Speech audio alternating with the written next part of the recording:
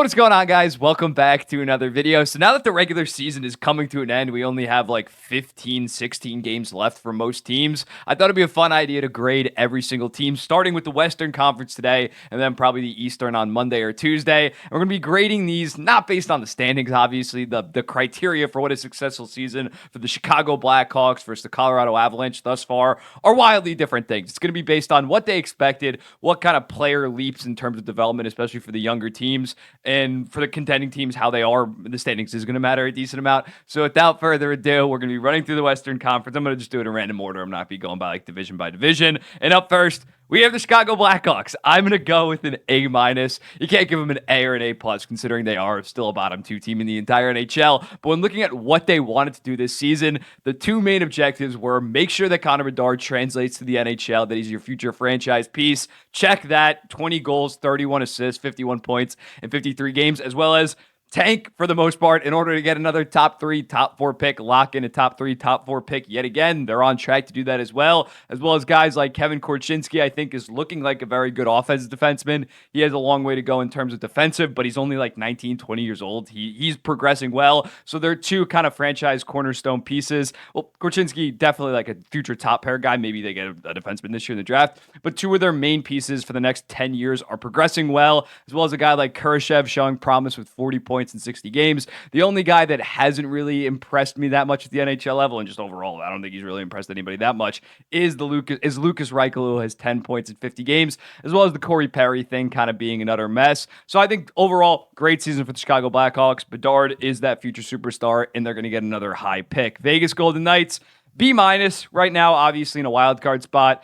I'm not too concerned about them making the playoffs, but it is a little bit disappointing considering how tough their path to a potential Stanley Cup repeat is going to be. They're going to have to play the division title, the division winner. Then they're going to have to play one of like probably the Oilers or the winner of the Jets, Stars, and Avalanche in the second round. They're going to have an absolutely insane path. So yes, they did load up on the deadline. Yes, I think they are one of the most talented teams on paper, but you would expect a little bit more regular season success, definitely to be ahead of a team like the LA Kings. Yes, they've dealt with a ton of injuries, but still, I think in terms of the success on the ice, it has been a little bit disappointing for the Vegas Golden Knights, but all that matters for them is that they get in and make the playoffs at the end of the day. Colorado Avalanche, B+, safely in the playoffs, on pace for 110 points-ish. Maybe you win the Central Division. I think that's what you expect from the Colorado Avalanche. That's kind of the expectation every single year going forward. The deadline was very successful for them. Still some question marks in net for sure with Alexander Georgiev. Is he a kind of guy that can lead you to a final Stanley Cup win? We're definitely going to have to see. But when looking at their team this year, their big three is playing some of the best hockey of their entire career heading into the playoffs. So I think the Colorado Avalanche, B+, A- makes about sense. I wouldn't say they're smashing for them to exceed expectations. It would be like President's Trophy, 115, 120 points, which they're not exactly doing right now. The Coyotes, I'm going to go with a C+. I'm gonna go with this. I'm gonna go with the C+.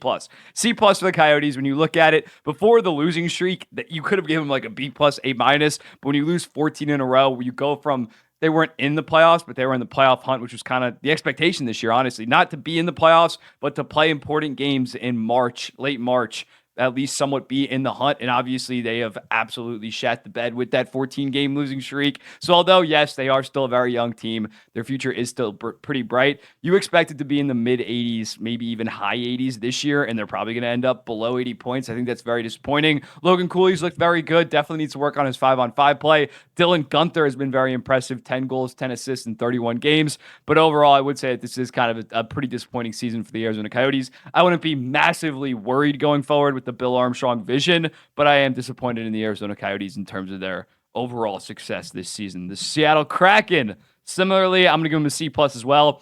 I personally didn't have them in the playoffs after having 100 points last year. They're just aggressively, I hate to use this term, aggressively mid. They have a bunch of very good players. They have a bunch of good players, no very good elite players outside of maybe Vince Dunn. Joey Decord is like kind of their saving grace this season, considering they still have a lot of years left on that Grubauer deal. I think 3 years left at 5.9. The fact that they have him to be their franchise goalie, hopefully going forward, that's the one thing that you can take away from this season and be like, yes, we actually have like a plan going forward with some of our prospect pool now that we have our franchise netminder. That at least can be looked at in a positive light. But I think right now they're hovering at around 84, 85 point pace. That is a pretty big failure for the Seattle Kraken, who are expected to, similarly to the Coyotes, even more considering they made the playoffs last year, definitely be in the hunt at the end of the season. Looks like that's not going to happen. Looks like they're probably going to be picking in the top 12 this year. Nashville Predators, they had the similar expectations to the Seattle Kraken, but they have smashed them. They had those high 80s, low 90s points in the wild card hunt. They're easily going to make a wild card right now, unless they absolutely shit the bed and the Minnesota Wild play lights out hockey towards the end. It looks like they're going to finish around 97, 98 points this season, which I didn't really expect too much. When looking at some of their new ads, Ryan O'Reilly and Gustav Nyquist, they are only getting paid $7.6 million and are both going to produce around 65, 70 points this season. That was absolutely fantastic. A lot of their depth pieces have really risen to the occasion this season. Yossi and Forsberg are still playing some of the best hockey of their entire career. And although Saros has struggled, especially at the start of the season, he looks good. Nashville has smashed expectations. I'm very impressed with how they've done this year. Dallas Stars, B+, similar to the Avalanche, on pace for around 110 points. They're going to be duking it out with the Winnipeg Jets and the Colorado Avalanche for the Central Division title. I wouldn't say they've massively shattered expectations because similarly to Colorado, in order to do that, they would have had to run away with the Western Conference and probably the President's Trophy. I'm impressed. Sagan this year has been very impressive. His resurgence has been massive for this team, but there are some serious question marks in net considering Jake Ottinger has been very lackluster this year. I think he is going to figure it out, but I think a B+ is fair for a Dallas Stars team that is one of the best in the entire NHL heading into the season, and then now heading into the postseason look like real contenders. Next up, Anaheim Ducks, a little bit of a weird one. I'm gonna go with a B. I'm gonna go with a B. They weren't expected to make the playoffs. They were expected to take a leap from like 60 points to 75, maybe even 80. Obviously, that's not the case. They're probably going to be picking in the top 5, top 6 yet again. But when looking at the Anaheim Ducks, the reason why I'm a little bit higher on them than, say, the Arizona Coyotes, because obviously the expectations weren't as high. But also, I think Leo Carlsson looks fantastic. The production hasn't been that crazy with 23 points in 40 games, but he's playing top-line minutes against elite competition, and it has fit the bill as a goddamn 18-year-old. So that looks great. That's their future franchise center, as well as their other future franchise center in Mason McTavish, 40 points in 56 games. He's taken another step. Pavel Mintyukov, 25 points in 56 games before his injury. Looked like he was going to be a Calder finalist, not a Hart finalist, obviously. He's going to be a Calder finalist. So they're kind of three big pieces right now on the roster, look very promising, and especially considering you can gotta consider it because in season them trading for Cutter Gauthier was a fantastic deal. Giving up, although Drysdale's also been good for Philly, them getting another winger to add to their stable. The one down thing is obviously Trevor Zegras got hurt, wasn't really producing at a high level. But overall, I think although they didn't take that next step in terms of points, I think they're going to add another elite prospect, which doesn't really hurt versus the Arizona Coyotes, probably picking in the back half of the top 10. And their young guys are looking very good. So as a result, I'm going to give them a B. The Minnesota Wild, next up, they get a C. They get a C. Expectations where playoffs prefer probably in that third divisional spot or definitely in a wild card. So the fact that considering their lackluster start, they kind of played themselves out of a playoff spot. They've been playing fantastic of late. The team that we thought that they were going to be, there's something like 12-4-2 in their last 18 games or something crazy like that. So considering you just look at them on paper versus Nashville. Nashville's a pretty talented team, but on paper, even after they lost Jared Spurgeon, I still think Minnesota's probably the more talented team, especially the goaltending definitely leans Nashville, but I think they have more talent. So the fact that they're going to finish as of right now, like 7-8 points, maybe even behind the Nashville Predators. It's very disappointing, although I wouldn't say it's an absolute waste of a season, considering we did see guys like Brock Faber and Marco Rossi really emerge as future key pieces to this team. Brock Faber, the number one defenseman, Marco Rossi, that number two center that they have kind of been lacking for the most part in recent years. So it's not all horrible, but I would give them a C just because this team last 3 years have been safely a playoff team on pace for like 105 plus points for the most part. Not last year, but the prior 2 years. They've been a safe playoff team. Hasn't happened this year. You got to give them somewhat of a bad grade. The St. Louis Blues, I'm going to go with the B-. They're in the mix. They're about what we expected. Didn't really have much assets to sell at this year's deadline. Robert Thomas is playing fantastic. Yeah, they're not going to make the playoffs, but they're going to be an 88, 89 point team. They're obviously in a like weird little transitional period. Last year they sold at the deadline so hard. They're still waiting on their guys like Jimmy Snuggerud, and they had 2 first-round picks no, 3 first-round picks, 3 first-round picks in 2023 that are still coming up. So yeah, they're in this weird transitional period. You can't really expect a ton. They're retooling pretty heavy. So I can't really shit on the St. Louis Blues for not being a playoff team right now. It's not really their time right now. The San Jose Sharks, I'm going to go with the B.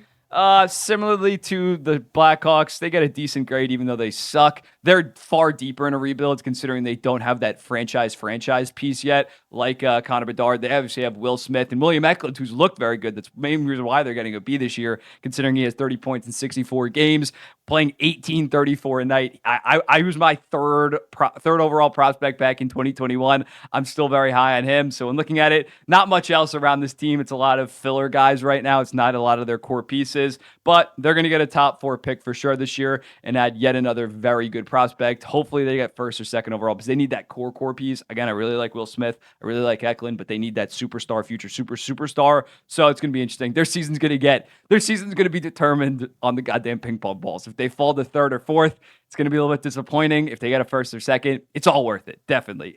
They're still good players at third and fourth overall, though. The LA Kings going to be, they're in the third Pacific spot. I'd say that they had about expectations of being in that third Pacific spot or wild card spot. So they're about meeting expectations. Do I think they're going to go on a deep playoff run? Probably not. The goaltending is a little bit suspect. They played good, but Riddick and Cam Talbot, I don't know if I can trust that. PLD trade obviously fell pretty massively on its face, but I don't think anybody came into this season with the LA Kings winning the Stanley Cup or even making a Stanley Cup, even making a Western Conference final for the most part. So I can't say that they're like massively under exceeding expectations. I think a B is fine for them. The Calgary Flames get a B+. B+. This team wasn't expected to be that good this year. This was the definition of some type of transitional retool year, considering they got a decent haul for Zadorov, Lindholm, Tanev, Hanifin, as well as who they got last summer in Yegor Sharangovich. He's looked fantastic. 28 goals, 22 assists, 50 points in 67 games. Connor Zary looks like kind of, I wouldn't say out of nowhere, but he was more of a B+-ish prospect. He's been great for them. He has 30 points or 29 points in 50 games. Very good defensively as well. So when looking at that, I think the Calgary Flames, this was a very successful year for them, considering they had to move off a lot of assets, and some of their young guys have gotten some run. Dustin Wolf has looked very good in his last 2 starts. So if I'm a Calgary Flames fan, I like the season. The season was a net positive. They're heading in the right direction. They actually have a direction for once, instead of just kind of battling being mid like they have been for the last 10 to 15 years. Mid, but like have a couple good years, but not really a ton of consistency. The Winnipeg Jets. I am going with an A. They were expected to be like they were last year, mid-90s points, maybe get that third Central Division spot, probably in the wild card. That's about where I had them. But they've kind of solidified themselves as a no-doubt playoff team, going to be north of 105 points, potentially could win the Central Division. And when looking at it, especially with the PLD trade last summer, that was a smashing success for them. And as a result, they've had this very deep forward core. Connor Hellebuyck's balling out this year, going to win his second Vezina. So off on Winnipeg Jets, I think an A makes a lot of sense. They've been great. The Vancouver Canucks, the 1 A+. I rarely give out A+, if you've been following me for a while. They obviously deserve an A+. I said they were the most underrated team coming into the season, but by that I meant, yeah, they're underrated. They're going to be like a 95, 96 point team, be a wild card team. I was not expecting top 3 in the entire NHL, potentially go out and win the President's Trophy. So in looking at it, all of their big guys, Pedersen, Miller, Hughes, Besser, Demko, having career years, every single one of them balling out for the most part, as well as Alvin addressing the depth this offseason. They actually have a full, complete team now instead of just 3 or 4 star players and then not much past that. They are a very, very good team. And as a result, I think an A+, considering their expectations, is very warranted. Edmonton Oilers, they get a B+. They get a B+. Edmonton, since their really rough start, they've been arguably the best team in the entire NHL, but you can't deny that rough start happened. I definitely would be optimistic if I was them heading into the playoffs, considering Stuart Skinner's game has kind of leveled out. He's been a little bit more consistent, especially of late. So when looking at the Oilers, you expected them to be either the best or the second best team in the Pacific Division, and that's what they are right now. They're second in the Pacific Division. I'd really like it if they got matched up against the LA Kings. If they get matched up against the Vegas Golden Knights, that's going to be unfortunate. But if you're an Edmonton Oilers fan, it was an F- first month of the season for the most part, but since then it's probably been an A+. So I think overall that rounds out to around a B+. But let me know in the comments. I'll throw up what my grades are right now, and I'll be seeing you in the next one.